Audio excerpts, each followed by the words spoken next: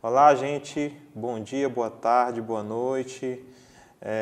A gente passou pelo módulo de equalização e agora a gente vai começar o módulo de compressores, que é a segunda ferramenta que a gente vai usar para dominar o nosso áudio, né? Para compatibilizar a nossa mixagem. Bom, gente, o que são os compressores, né? Como é que por que eles nascem no áudio? Quais são as suas funções? Quando você captura um áudio de uma música ou qualquer, essa música não necessariamente ela vai ter o mesmo volume no seu tempo de reprodução completo. Pode ser que essa música em algum momento ela esteja mais calma, mais suave. Aí quando chega em um determinado momento da música, como um refrão, por exemplo, essa música fica com mais volume, se toca mais forte, né? Aí depois ela fica mais branda de novo, né? Pode ser que a pessoa que esteja tocando, ela não tenha muito controle da força que ela está tocando, então ela começa tocando baixo, mas em algum momento ela fica mais empolgada, ela começa a tocar mais forte. E tudo isso gera diferença de dinâmica, né? Em um momento fica mais baixo, em um momento fica mais alto. Em um momento fica mais baixo e fica essa alternância de volumes. Porém, quando você está produzindo um material, você vai notar que existe uma necessidade que um instrumento ou uma determinada faixa de áudio, ele soe contínuo, na mesma dinâmica daquele momento. Por exemplo, se tiver no início, tem o volume A. Então, o volume A, até chegar ao refrão, tem que ser o mesmo volume. Não, na parte baixa vai ser mais baixo, mas vai ser mais baixo o tempo todo. Não vai ser baixo, um pouco mais baixo, sumindo. Não, aquela parte toda que é baixa da música, soar toda baixa. Na parte que chega o refrão, por exemplo, geralmente a música ganha mais energia. Então a pessoa toca mais forte, por exemplo, né? Tem outra dinâmica. E só que aquela dinâmica tem que permanecer o tempo todo, porque a gente é humano, então a gente vai tocar, a gente não consegue manter necessariamente a mesma força o tempo todo, né? Então foi criado um equipamento que consegue controlar isso eletronicamente, que consegue medir um sinal de entrada, fazer um controle e entregar proporcional e mais regularizado esses volumes, né? Quem faz isso é o compressor. O que é que o compressor faz? Você escolhe ali, você regula como ele vai trabalhar, ele vai fazer o possível para manter a massa sonora no mesmo volume que você setou o tempo todo ali, né? E é uma das ferramentas, junto com o equalizador, mais importantes numa mix. É você saber setar, né? Você saber configurar uma compressão, né? Para uma mixagem. É bem comum, né? Eu acho que não existe mixagem que eu tenha pegue até hoje que você não vá usar tanto equalizador como compressor, que vai ser realmente necessário o uso disso e tipo assim, você vai... Para os padrões de música que nós temos hoje, que são músicas que tem que soar muito alto e tem que ter muita pressão, que geralmente a gente trabalha com esse tipo... Poucas pessoas trabalham hoje com a música mais calma, com volume mais comportado, né? Geralmente você vai mixar um rock, você vai mixar, sei lá, um forró, você vai mixar um funk, são tudo músicas que tem que ter muita pressão sonora. Então, o compressor é que consegue entregar essa pressão, né? O compressor é que faz essa pressão funcionar, tá, gente? Então, a gente vai, assim como a gente falou dos parâmetros de equalização, a gente vai também falar agora de como a gente parametriza um compressor, tá? Isso aqui é o compressor do Pro Tools, já eu abro lá para mostrar lá mexendo nele, né? O compressor, gente, basicamente ele tem 4 parâmetros, né?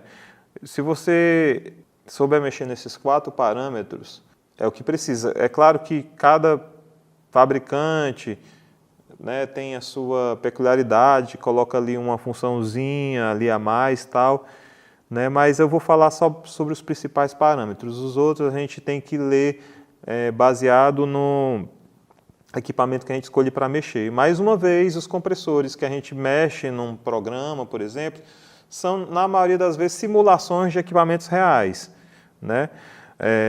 Então, aqui, ó, os parâmetros de compressores é o seguinte, é o ataque, a razão, né, que é o ratio ali, release, threshold. São os principais parâmetros para você controlar uma compressão. Antes de entrar nesses parâmetros, eu queria falar um pouco, não está no conteúdo que eu programei, mas eu queria falar um pouco sobre uma coisa que é importante, que anda junto com essa questão da compressão, que é envelopamento de som, tá, gente? É envelopamento ADSR. É desse jeito que vocês vão achar na internet, tá? Se vocês quiserem procurar para saber mais sobre isso. O que é que acontece? A galera percebeu, né, a galera que estuda e que parametriza som, que estuda pesquisadores, que os sons, né, e eu estou falando em relação ao som que a gente grava, vamos voltar esse assunto para a nossa área, né, para os nossos estúdios. Isso aqui, vamos supor que esse som que vocês estejam vendo aí seja um bumbo da bateria, né? O bumbo toca aqui, o que é que acontece? Você tem a representação gráfica dele aí no tempo, né, da onda sonora. Quando o som toca, vocês veem que tem um tempo, ó, que ele sai do zero e chega no máximo, certo, dele. Esse tempo, a gente chama esse tempo, é tempo de ataque do som. E, dependendo do instrumento, esse tempo de ataque ele é diferenciado. Por exemplo, no bumbo, esse ataque é rápido. Num trompete, leva mais tempo. Quando um trompetista toca uma nota, leva mais tempo do som sair do repouso absoluto para o ponto mais alto desse som. Aqui, ó, o bumbo leva um tempo, em milissegundos, no trompete levaria outro, no piano é outro. Então, cada instrumento tem um tempo de ataque diferente, né? De o som sair do seu repouso absoluto para o ponto mais alto. Depois que o som chega no seu mais alto, ele decai. E ele decai, gente, ó, ele decai numa certa proporção, certo? Né? Então, ele primeiro chega no ponto mais alto. Se você pegar o envelopamento de um piano, por exemplo, eu não tenho aqui, eu acho. Vou pegar se eu tenho outro tipo de envelopamento aqui. Tenho não, aqui não. Mas é só você ver na internet envelopamento ADSR, ADSR, certo? O que é que acontece? Então, o som ele sai do repouso quando toca uma nota, por exemplo, no piano, ou no trompete, ou no bumbo, ou no violão. Ele sai do repouso e ele leva um tempo para chegar no seu ponto mais alto. Depois ele dá uma decaída. Esse tempo, uma decaída pouca. Vamos supor que você está dando nota no trompete, pam, e você segura essa nota. Na prática, o que acontece? Leva um tempo de ataque, de entrada, que é a nota sai do zero sem som, para o seu som, a nota mais alta. Depois ela dá um leve decaimento, certo? Que a gente chama de decay, que é o D, né? Depois ela tem uma sustentação, que é isso aqui, ó. Isso aqui é uma sustentação, ó. Daqui até aqui, ó. Você pode ver que a nota sustenta, ó. Apesar dela estar decaindo, mas ela decai na proporção, mas ela não acaba. E depois a gente chama isso aqui, ó, esse rabicho aqui que o som vai morrendo, de release. Tá? É a hora que o som começa a cessar de fato, certo? E a galera percebeu que todos os instrumentos têm esse envelopamento, o desenho dele gráfico é diferenciado. Então, a gente vai aprender por que eu quis falar de envelopamento? Porque o compressor controla justamente o envelopamento de um som.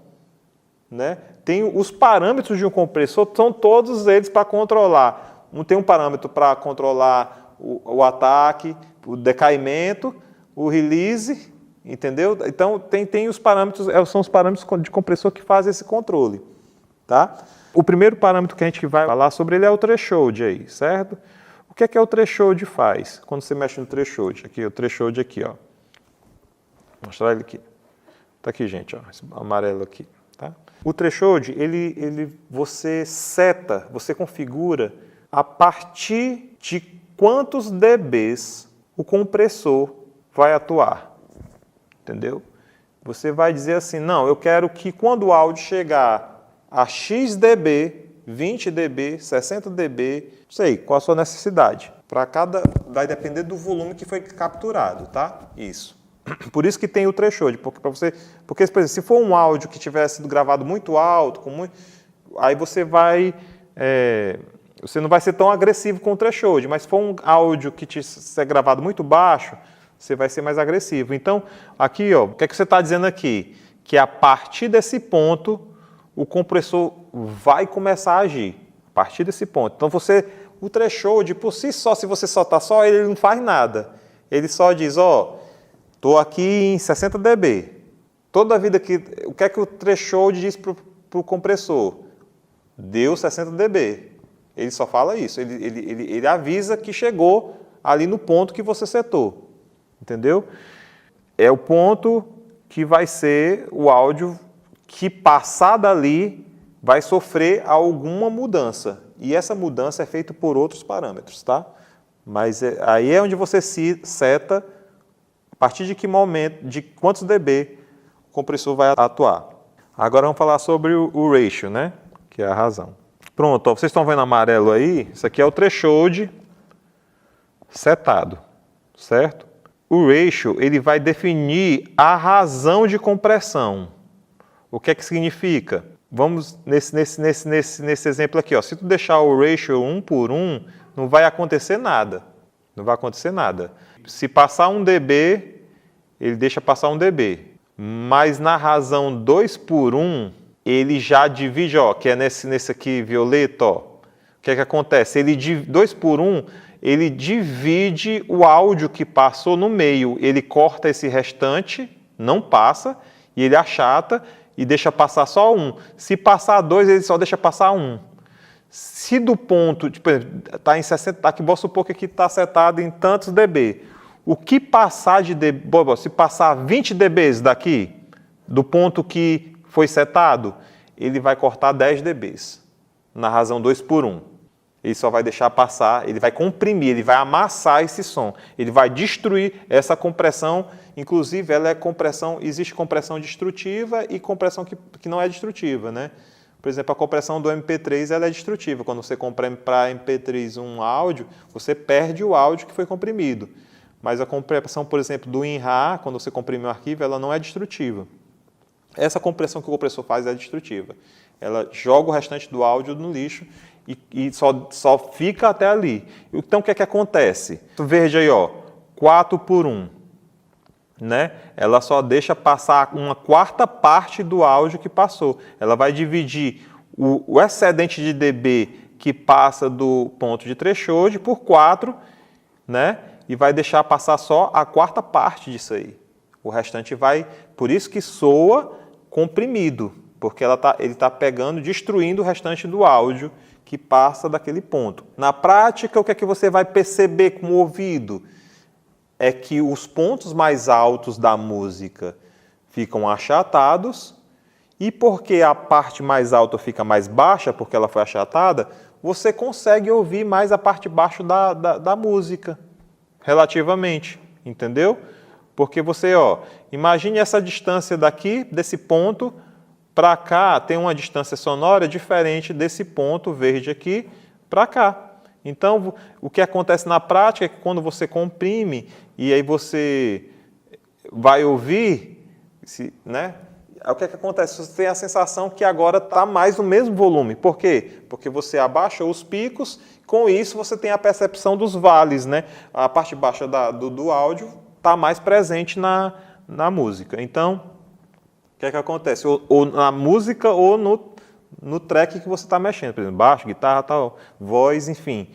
Então, o que é que o compressor faz? A gente fala os dois parâmetros. O threshold vai setar a partir de quantos dBs vai ser comprimido no áudio e a razão vai dizer qual é a proporção do corte, né? Então, quanto mais a razão, por exemplo, está 4:1 aí, 6:1, mais agressivo, 10:1, a partir de 10:1, depois daí já é limiter, né? A gente já não chama nem mais de compressão. Compressão até 10, 8, 10, não há necessidade muito forte de compressão, a gente chama de compressão, mas a partir de 10 já é uma compressão muito. Imagina que o que passar aqui, ele só vai deixar passar a 10ª parte, né? Então é muito agressivo, certo? Então, 2 parâmetros. O terceiro parâmetro que a gente vai estudar é o ataque. O que é o ataque?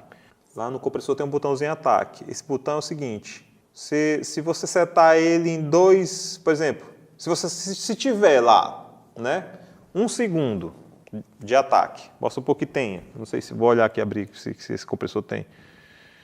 Aí ele não mostra não. Ó, o ataque aí está de 30 milissegundos. O que é que significa? Que o compressor, quando o áudio toca, pá, o compressor conta 30 milissegundos e liga e começa a comprimir. Então, o ataque ele define quanto tempo o compressor vai passar desligado até ele começar a agir. Então, ó, vamos supor que nesse áudio aqui, tocou aqui, vamos supor que daqui para cá para o final, vamos supor que tem 1 segundo de áudio. 1 segundo. Então, o que é que acontece? Tocou, ali está 30 milissegundos. O compressor só vai ligar, começar a agir no áudio depois de 30 milissegundos. Aí ele liga, aí ele começa a comprimir. O release, 60 milissegundos depois, esse compressor vai desligar. Então, são dois parâmetros muito importantes. O ataque vai decidir, vai definir, vai setar. No momento que o áudio começa a tocar, que ele ouve o compressor, ele fica ouvindo o áudio o tempo todo. Então, o áudio começou, ele conta 30 milissegundos e liga. Aí ele comprime. 60 milissegundos depois, ele desliga, né? Por que isso é importante? Porque aí esse tempo é importante, gente, porque lembra que eu falei do envelopamento ADCR?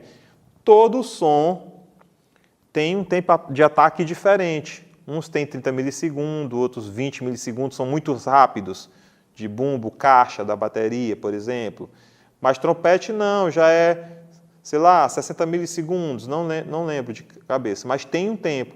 Então, tu vai setar, dependendo do instrumento que tu está comprimindo, um ataque de acordo com o envelopamento do instrumento que tu está comprimindo. Se o instrumento tem um ataque lento, tu pode colocar o ataque do teu compressor lento, porque aí tu livra essa cabeça da nota, onde está tendo o ataque da nota, para a nota soar mais natural na tua mixagem. Entendeu? Certo? O compressor não ir agindo logo. Deixa essa parte livre, aí quando chegar no limiar do threshold, o compressor liga, né? Aí cada instrumento também, por exemplo, tem um tempo de release diferente. O bumbo, por exemplo, toca, é rápido, caixa, rápido, chimbal, rápido. A nota do piano já é longa o release. E isso também, gente, vai depender da velocidade da música. Músicas rápidas, ataques e releases rápidos. Músicas lentas, ataques e releases lentos. Essas coisas estão altamente ligadas, entendeu? Claro que a música lenta, o release, geralmente a nota do baixo, é mais tempo. Então as notas são mais demoradas em músicas lentas. Então nessas músicas lentas a gente coloca ataques lentos e releases lentos. Músicas rápidas, a nota é rápida, é quase pizzicato, é muito rápido. Então você também ajusta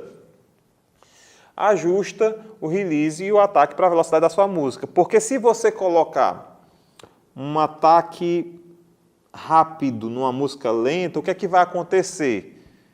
Vai acontecer um efeito indesejável na sua trilha, porque o que é que vai acontecer? A nota vai tocar, e como o release está rápido, o que acontece? Vamos supor uma música lenta, a nota que toca, um baixo. Tan. Só que vamos supor um release que tu colocou lento, aí o compressor vai desligar no meio da nota tocando ainda.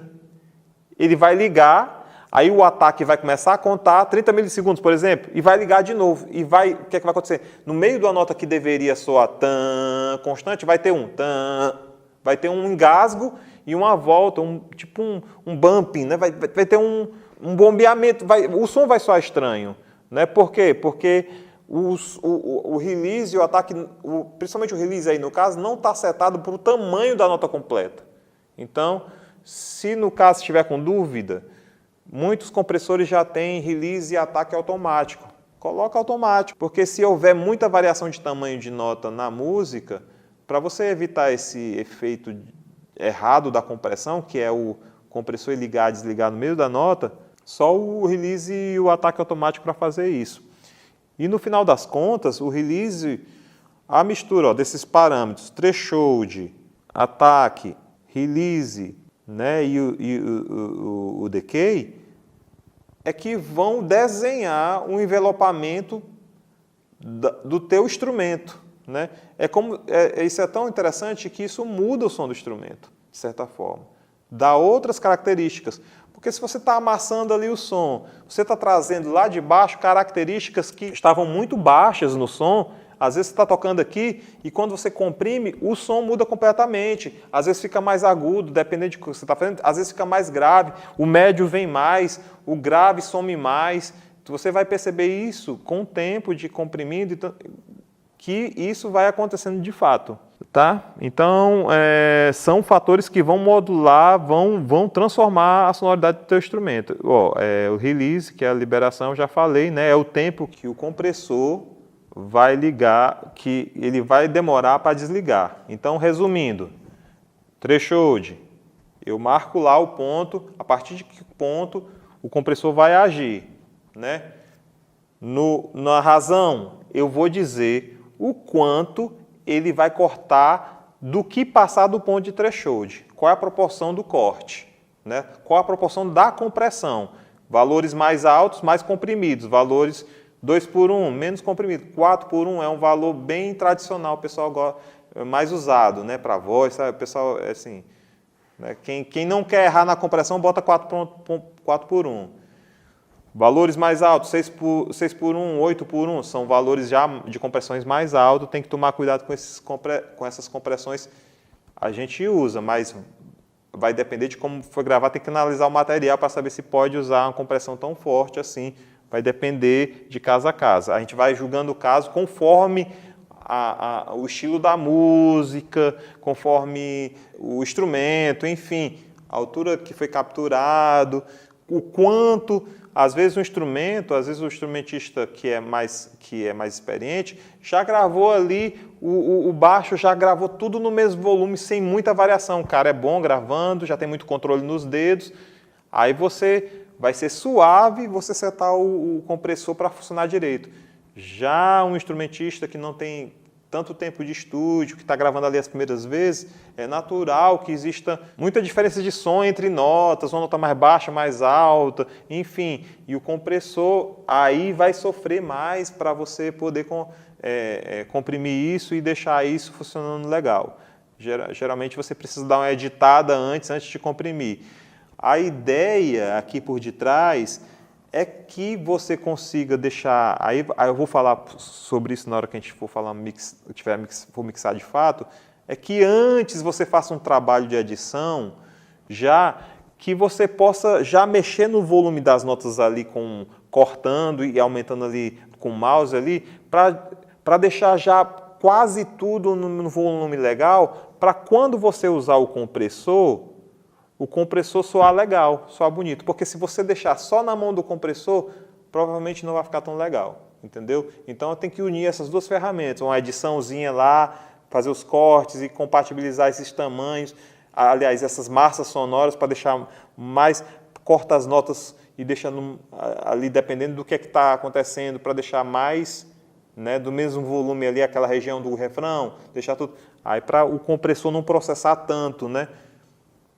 Certo? Para a gente pegar o melhor dessa característica de compressão, né? Porque de repente se tem um áudio que varia muito e o compressor precisa processar muito, talvez isso vá prejudicar o som do instrumento, porque tem horas que ele vai soar muito comprimido e tem horas que ele vai soar pouco comprimido. Isso vai gerar um desequilíbrio na mixagem. Tem um parâmetro aqui, gente, que tem esse equalizador, tá vendo aqui, ó, Ni, joelho, né? Aqui, ó, Ni, né? Quando não tem esse parâmetro, é porque dentro já foi setado como é que vai fazer, ó. O que é que ele está mostrando aqui, ó? Assim que passa do ponto de threshold, esse parâmetro ele vai regular como esse compressor vai atuar nessa região. Se na hora que ele passa da região de threshold ele vai ser mais agressivo, no caso aqui, ó, do hard knee, né? Ou se ele vai ser mais soft, ó, se ele não vai direto para a compressão logo linearmente, entendeu? Então, a ideia é que essa passagem não seja aqui, né? Não seja tão abrupta. Então, você coloca um joelhinho, né? Aqui você mexe nesse joelho, né? Então, esse joelho aqui, ó, é muito mais angulado. Então, isso aqui, o que é que acontece? Músicas mais suaves, isso aqui funciona bem, gente. Músicas que são com mais punch, isso aqui funciona melhor, né? Porque tem compressores que dão aquele... A gente percebe até pelo som na hora que passa pelo joelho, entendeu? E tem uma mudança de sonora que dá um punch, dá um estalado, entendeu? E às vezes essa característica numa música mais rápida é muito interessante. O output gain, o make-up, tem muito canto que chama de make-up, né? Make-up gain, é aqui, ó, gente. Tá aqui ele, né? O ganho. O que é que acontece? Na hora que tu threshold aqui, tu aplica o threshold, tu vai perder essa porção de som aqui que tá passando, que vai ser cortada na hora que tu setar o ataque, setar a razão, certo? Então, o que é que acontece? Às vezes você comprime ali, quando termina de comprimir, você nota que perdeu um pouco de massa sonora. Então, você chega lá no ganho e dá um tapinha que é para poder compatibilizar esse som que foi perdido, né? Então, o ideal é que você, na hora que você comprimiu ali e botou o ganho, o que é que você vai fazer? Você vai bypassando o plugin, vai desligar e ligar, e ver se na hora que você liga, o som muda. Estou falando muda em respeito de ficar mais alto, entendeu? Ou ficar mais baixo. Então, o ganho é para regular isso. O ideal é que na hora que você comprimir o tal tudo, você bypassa o plugin, você dá bypass, né? E ouve. Se você der o bypass, você já acertou a compressão, tá legal. Pronto, é isso que eu quero de compressão. Aí tu pega, dá um bypass no plugin, e aí tu nota que o som aumentou. Aí o que é que tu faz? Então tu liga o plugin e dá um ganho nele, e aí tu vai bypassando e deixa os dois volumes no mesmo volume, entende? O que você tem que sentir é o efeito da compressão, e não um aumentar de ganho gigantesco. Então, tentar compatibilizar isso. Fez a compressão, bypassa o plugin, se houve mudança de volume, conserte no ganho para ficar o mesmo volume, né? Para quando ligar o plugin, o que você sinta é o agir da compressão. Essa combinação de ataque e release eu já falei, né? Vocês vão poder pesquisar isso no material para saber, né? E fazer ensaios para saber, dependendo do material que você está mixando, enfim, qual é a melhor regulagem porque dependendo do estilo, isso vai mudar muito, tá? Agora a gente vai falar um pouco dos tipos de compressores que existem, tá? Porque é o seguinte, tanto como... vocês lembram que eu falei na aula passada sobre equalizadores, e tinha equalizadores transparentes e outros não, né? Outros que são simuladores e que dão colorido. No caso dos compressores Também a mesma coisa. Existem compressores transparentes. E até para adiantar um assunto aqui, gente, esses equipamentos que são mais transparentes, geralmente são usados muito em masterização, tá? A gente vai ter, na última parte do curso, a gente vai estar falando sobre masterização e já vou adiantar para vocês. Geralmente, equipamentos que são transparentes, compressores transparentes e isso, gente, tem as marcas e tem os modelos que todo mundo já conhece como transparente. Geralmente são usados em masterização. Por quê? Porque na masterização já está tudo pronto. Quando terminou de mixar, tu já botou efeito, tu já coloriu do jeito que tu queria. A mixagem já é uma foto ali do que tu quer, né? Então, o que é que acontece? Na masterização, tem gente que quer masterizar e quer masterizar com equipamentos transparentes, porque ele não quer mexer no som da mix. A masterização para essas pessoas é só a adequação para o formato de mercado que eles querem.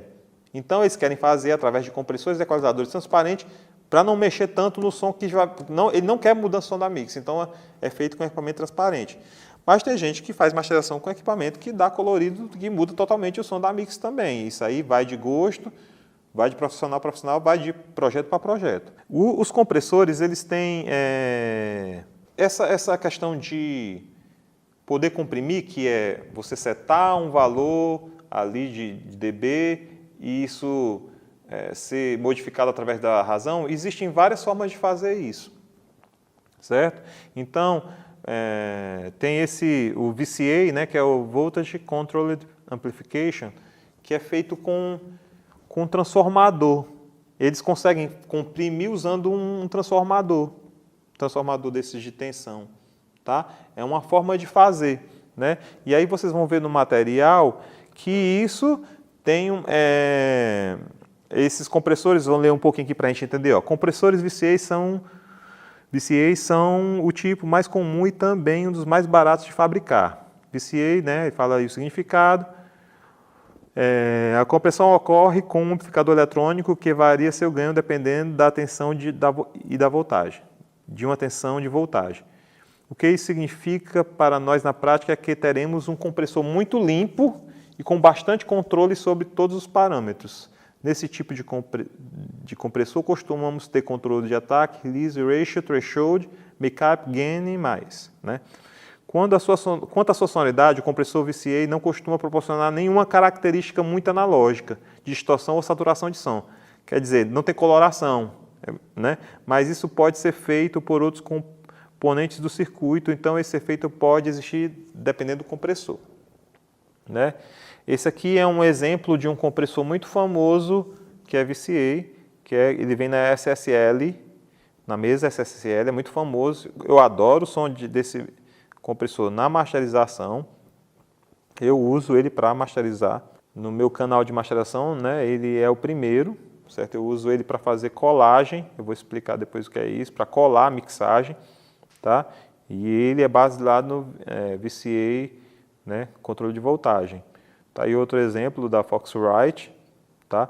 Isso aí são equipamentos reais, tá? Mas existem os plugins desses materiais. Né? Esse aqui a Waves fabrica, né? Tem. Mas são equipamentos reais. Também é um VCA da API. Também adoro apesar desse compressor ser para, de certa forma, um bus compression. O que é bus compression, gente? É para, por exemplo, você não mixa uma coisa só com ele, não necessariamente que ele não possa mixar uma coisa só, mas geralmente você passa um conjunto de canais por ele, ou numa master, ou junta a bateria toda para passar por ele. Então, toda vez que você... É um bus compression, ele é feito necessariamente para, né, para colocar no bus, né, para colocar no auxiliar que vai pegar muitas coisas que passar por ele. Eu gosto muito desse compressor, inclusive, para mixar a bateria canal por canal. Eu uso ele para mixar o bumbo, caixa, porque, principalmente para música que tem muito punch, né, que precisa de muita pressão, eu considero uma escolha muito boa. Assim, eu gosto muito do som que eu consigo tirar nele. Mas é uma questão de afinidade, é uma questão de gosto, né? Esse aqui também é famoso, o DBX 160, também é VCA, é baseado nessa tecnologia. Aí a gente pode falar do compressor óptico também, né? Quando falamos de compressor óptico, estamos dizendo que a parte responsável pela compressão é uma fonte de luz em uma célula fotossensível que controla a redução de ganho. Ou seja, o compressor é controlado por meio de luz, literalmente luz. Não sei você, mas eu acho isso fascinante. No compressor óptico, o ataque e o release são bem mais lentos do que os outros tipos de compressão. Em geral, isso proporciona um tipo de compressão mais leve e transparente. Esses compressores são muito utilizados para regular o volume geral de uma track.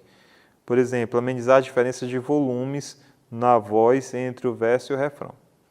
Pois é, aqui já não é um transformador que faz o controle da compressão, né, do threshold. Aqui já é luz, é tecnologia através de luz, um diodo, né?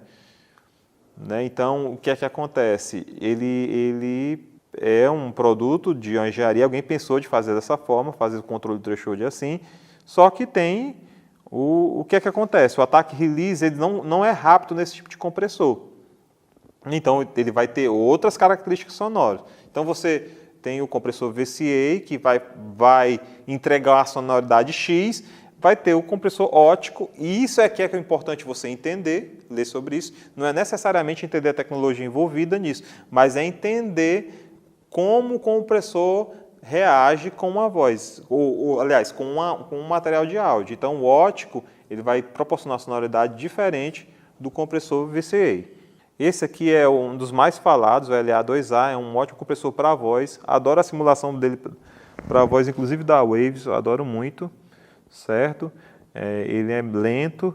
E interessante que esse compressor, gente, se vocês pararem para dizer assim, ó, os parâmetros de compressão não são o quê? Tem o threshold, o ataque, o release e a razão. E aqui você não vê nenhum desses parâmetros. É um compressor aí, mas não tem nenhum desses parâmetros. É só o ganho e o peak reduction, né? O que é que acontece, gente? Esse compressor, ele é todo presetado dentro de fábrica já. O ataque é dentro, o release é dentro já. Você só tem controle do ganho aí, ó. Na hora que você coloca ganho e o peak reduction é meio que um threshold. Você decide o ponto ali em dB que ele vai começar a cortar. E o ganho, você ali, o que é que acontece? Na hora que tu dá o ganho, o sinal passa por dentro do equipamento, né, e chega, e se tiver no ponto de corte do pico ali, começa a comprimir. Interessante esses equipamentos que têm ganho nesse formato aí, o que eu percebo que a ideia é que esses equipamentos têm a tendência a colorir mais as coisas, a mudar mais o som das coisas, entendeu? Então, o LA2A é muito usado para muitas aplicações. Assim, se você vê em qualquer estúdio, no rack de equipamentos vai ter o LA2A porque ele tem uma sonoridade muito conhecida e agrega muito quando você aplica certas coisas. É interessante que a gente tem a tendência, eu digo isso quando eu comecei a mixar, fazer trabalhos de áudio no geral, quando eu pegava um equipamento desse que eu gostava do som, um plugin e tal, eu queria colocar em todos os canais. Mas não caiam nessa tentação, tá? Existe coloridos diferentes de equipamento justamente para que você possa trazer mais complexidade ao teu som que está sendo mixado. Então, eu encorajo a você a usar vários equipamentos que colorem trilhas diferentemente, porque aí tu vai ter uma tela muito mais complexa no final. Se tu colocar o LA2A em todos os canais, ele vai colocar a mesma ele vai colorir do mesmo jeito, então vai deixar a tua mixagem um pouco unidimensional, tá? Então eu aconselho você estudar vários equipamentos que colorem diferente. Tá aqui, esse aqui é o da Tubitech, muito conhecido também. Também é um compressor óptico. É um irmão desse aqui, vamos dizer assim, em termos de sonoridade. Aí a gente tem o FET, né, que é o Field Effect Transistor. Esses são mais comuns. E esses mais comuns no sentido de que eles são muito usados. Eu vejo muito maior quantidade sendo usado. Eles são compressores rápidos porque ele é baseado no transistor, e o transistor é muito rápido. Então, são compressores que são capazes de de trabalhar em velocidade de ataque muito altas. Um exemplo deles aqui, mais conhecido, de cada eu trouxe os mais conhecidos. O que são conhecidos? Por que eu digo mais conhecidos, gente? É porque esses compressores estão na maioria dos trabalhos que são referência para nós, tipo Michael Jackson, Beyoncé, enfim, todos os Beatles. Então, essa galera usa esses equipamentos. Então, ficaram famosos com esses equipamentos, tá? Então, tem simulação dele também. Tá? Então, é um compressor que tem velocidade de ataque e release mais rápido. E por ser feito com transistor, semicondutor, ele vai ter características sonoras diferentes, né? Famosos pelo ataque e release super rápidos e pelo som saturado e analógico. Vou dar até uma dica, essa questão de analógico. Gente, tem muito plugin não sei se hoje está tão assim, mas tem plugins da Waves, por exemplo, que tem lá analógico, escrito aí, você pega e coloca. Analógico vai ficar o som mais analógico. E tem alguns que eu já li, não é isso, tá? Quando você coloca analógico, porque esses equipamentos analógicos, todos eles provocam ruídos, tá? Eles têm muito ruído. E isso faz parte por ser um equipamento eletrônico, né? Então o som passa por dentro. Todo equipamento eletrônico ele tem um nível de ruído, e quando juntava tudo que tu dava um ganho, tu ouvia um ruídozinho lá, um chiado. E o que é que acontece? Os plugins da Wave, os plugins têm a simulação e o analógico é uma simulação do ruído. Então, quando tu está colocando o analógico lá, tu não está deixando mais analógico. É só para colocar o ruído que o equipamento original tinha. Entendeu? Então, tu coloca, só se tu quiser ruído na tua mixagem, aí tu vai colocar. Eu lembro uma vez que um amigo estava mixando uma coisa e ligou para mim e disse assim, Jean, eu estou mixando aqui, mas tem um ruído. E eu já procurei nos cabos todos e tal, tudo. E como eu gosto muito de resolver problema de estúdio, na hora que ele falou isso, eu já saquei o que era. Aí disse, esse cara está usando o mesmo plugin, simulação em vários canais, e todos estão com o analógico ligado. Aí está somando o ruído de cada equalizador que ele botou em cada canal com o analógico ligado. Quando eu abri a sessão dele, só foi que eu vi. Eu disse para sair desligando. Inclusive, tem uns que muda. Você seleciona, às vezes tem até seleção entre 3 ruídos diferentes, assim. Então, aí eu saí desligando, ele disse, mas isso aí vai desligar a simulação analógica. Aí eu expliquei para ele, não, cara, não vai desligar não. Isso aí é a simulação só do ruído do plugin. Então, é uma dica muito interessante, porque tem gente que vai mixar e quer a realidade até na questão do ruído. E eu não deixo, então eu tiro, né? Então, só para vocês saberem. Viu lá o nome analógico? Lê no datasheet para saber se é uma simulação, se aquilo vai desligar a simulação ou se é só uma simulação do ruído. Aqui tem os valvulados, né? Os compressores valvulados, que é baseado na válvula de vidro. Esse tipo de compressor funciona com válvulas e os compressores analógicos podem até ter mais de 20 válvulas no circuito. Isso, obviamente, resulta em muita coloração harmônica. Então, ele já está avisando aí que compressor valvulado dá muita coloração harmônica. Quanto mais você comprime, mais a válvula será saturada e mais sonoridade analógica você percebe. Interessante que essa questão da saturação, o que é problema para a indústria, talvez que use uma válvula para fazer outra coisa, que era a saturação, para a música, para o efeito sonoro, se tornou um efeito desejável, né? Então, a qualidade da saturação para a música, principalmente música pop, é muito interessante trabalhar com os instrumentos em algum nível de saturação. Esses compressores costumam funcionar com ataque lento, mas não tanto quanto o LA2A, que até é ótico, né, gente? Então, assim, o LA2A ainda consegue ser mais lento do que o valvulado. É muito comum ver esses compressores sendo usados no Master Bus ou Drum Bus. Eu falei sobre isso.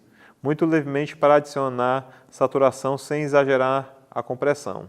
Aqui, isso aqui é o Fairchild. Isso aqui foi muito usado pelos Beatles. Tá? Tem simulação dele também na Waves. Certo? Esse aqui é o Manley, né? Ele é transparente, esse compressor, inclusive. Tem uma versão dele que é transparente, não sei se essa... Eu sei que ele é usado muito em master também. Valvulado também, que esse aqui, aí tá dando a dica aí, quem usou. Bom, gente, a gente falou aí o básico, né? Tipo assim, tentamos dar uma explicada nos parâmetros e nos tipos, enfim, né? dos compressores. Eu queria também falar aqui um pouco sobre reverb, né? Que a gente vai usar, os reverbs, os ambientes. Né? O reverb, ele vai ajudar na nossa mix a dar espacialidade, né? Colocar a nossa mix em um lugar. Afinal, quando você pensa música, ela vai estar ambientada em um contexto, seja numa sala, num ginásio, numa livraria, sei lá, vai estar num ambiente. E esse ambiente, ele pode ser desenhado tanto de fato no local, se você quiser digamos assim, uma sonoridade mais realista, né, no ambiente, colocando o microfone. Se você gostou de um som de uma sala, de um ginásio lá, mas vou fazer minha voz aqui. Aí coloca o microfone em certos ambientes para também, além do microfone direto, colocar o microfone em alguns pontos para você pegar a sonoridade do ambiente, né? É uma forma de você usar ali para ambientar, para as pessoas perceberem que está no estádio, né? Ou está num ambiente diferenciado, né? Mas hoje é mais comum você fazer isso digitalmente, né? Até porque você tem tecnologias para fazer isso sem correr muito risco de errar na captura desses microfones, né? Até porque você capturar em loco, né? Fazer no estádio sai mais caro, é mais complicado, você tem que levar seu equipamento e corre risco de ficar errado. Então, hoje, acredito que a maioria esmagadora das produções façam isso digitalmente. Então, aí entra o reverb, né? Existe hoje, em termos de simulação, 2 tipos de reverbs, assim. Os reverbs, eles são algorítmicos ou são de convolução. O que é que isso na prática? Os algorítmicos, por que é um reverb? O reverb é quando eu falo, o som sai da minha boca, movimenta as partículas de ar, encontram a parede, por exemplo, a barreira, voltam, né, e ficam refletindo dentro da parede como se fosse uma bola de ping-pong, né?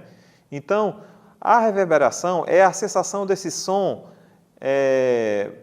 rebatendo dentro da sala até ele acabar, certo? Então, o que é que o algoritmo faz? Ele pega o som da sua voz, fica Ctrl+C, Ctrl+V, dando atraso, ele faz isso matematicamente, ele pega uma amostra, copia e fica copiando e colando em tempos diferentes para gerar a sensação que você está ouvindo um som rebatendo dentro da sala. Então, ele tenta simular esse efeito da sala, né, o som rebatendo da sala. Só que ele soa, o algoritmo, na maioria das vezes, por mais bem feito que ele seja, ele soa, certo, um pouco digitalizado. E é tipo assim, não significa dizer que é ruim, significa que é um som de reverb algorítmico. E tem muitos reverbs algorítmicos que fizeram sucesso e que fazem parte da nossa música pop, enfim, porque, apesar de ser sintético, mas dá a sonoridade de um período, né? E existem os mais novos, que são os que, do ponto de vista de simulação, são melhores para simular ambiente, que são os reverbers de convolução, que eles são baseados numa tecnologia chamada Impulse e Response. Tá? Eu não vou parar para falar sobre Impulse e Response, explicar como funciona, é muito tempo, tá? Mas aí, se vocês quiserem pesquisar na internet como é que é feito o Impulse e Response. Então, o que é que acontece? É uma tecnologia que é capaz de copiar som de ambientes, né? Do estádio, de uma sala de concerto, enfim. O Impulse e Response, quando você tem um reverb de convolução, que você carrega o arquivo de Impulse e Response, é um arquivo que foi gravado no ambiente em qual ele simula, tá? Então, existem esses dois tipos de reverbs. Como eu falei, cria ambiente na mix, coloca o som em perspectiva, né? O reverb é capaz de colocar o som perto ou longe, e também você cola a mixagem. O que é colar a mixagem? Você deixa todas as coisas soando. Às vezes você gravou um violão numa sala, às vezes o piano foi gravado num canto diferente, às vezes o baixo você mandou para alguém. Você, com o reverb, você também pode colocar todo mundo no mesmo ambiente, né? E os tipos de reverb, para finalizar, aí vocês estudam, são o room, né, que é para esse reverb imita uma sala, o hall, né, que já é uma sala muito maior, uma sala de concerto.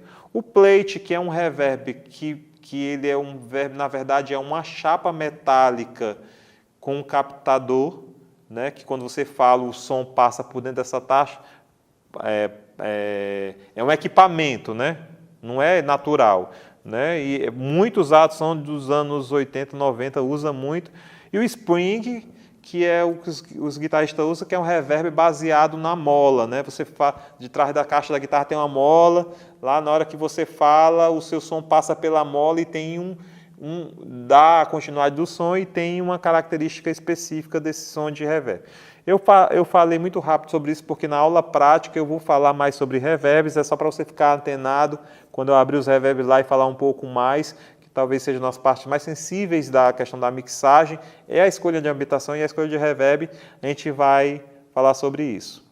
Bom, gente, a gente viu muita coisa agora, né? Falamos sobre compressores, né? Vocês viram como é um mundo gigantesco.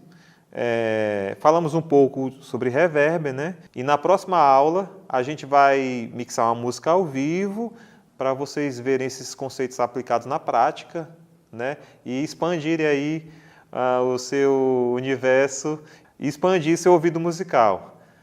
Até a próxima, gente.